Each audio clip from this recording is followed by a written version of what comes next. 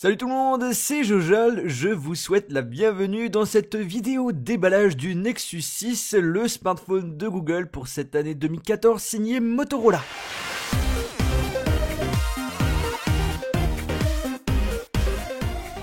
Le smartphone est livré avec une boîte rectangulaire, sobre, avec une couleur blanche très imposante, même si on a un petit peu de rouge, et on a un 6 intégré sur la face de la boîte. En l'ouvrant, on va découvrir tout de suite le Nexus 6. Alors moi, c'est la version 32Go de couleur bleue et ça fait un petit choc de le voir en vrai quand même parce que il est assez grand comparé au Nexus 5 que j'utilise comme smartphone personnel. Mais par contre, il n'est pas aussi grand que ce que je pensais, donc c'est une bonne chose.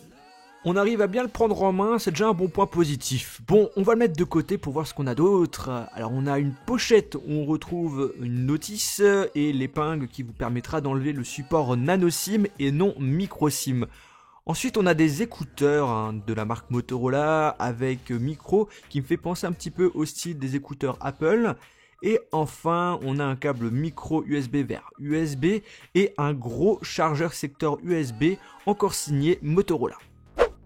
Bon, maintenant que vous savez ce qui est fourni avec ce Nexus 6, on va pouvoir l'allumer et comme toute première utilisation, il faudra bien entendu le configurer. Pour le temps de démarrage, pour ceux qui veulent le savoir, il prend 30 secondes environ pour s'allumer.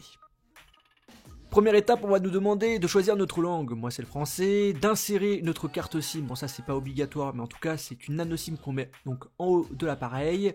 On peut ignorer, on peut sélectionner notre borne Wi-Fi. Pour après justement passer à la prochaine étape. On peut aussi ignorer si vous le souhaitez. Il y aura une vérification de la connexion, donc ça prend quelques secondes, c'est assez rapide. Après on va nous demander si vous voulez restaurer les données d'un ancien appareil sur ce Nexus 6. Il suffit tout simplement de connecter vos deux appareils via le NFC et la restauration se fait par la suite. Vous pouvez ignorer bien entendu. Si vous avez un compte Google, n'hésitez pas à vous connecter ou encore à créer votre compte. Après, vous pouvez ignorer si vous le souhaitez. Moi, ce que je vous conseille, c'est quand même de vous connecter. Après, on va vous demander votre prénom ou votre nom si vous avez refusé de vous connecter avec votre compte Google.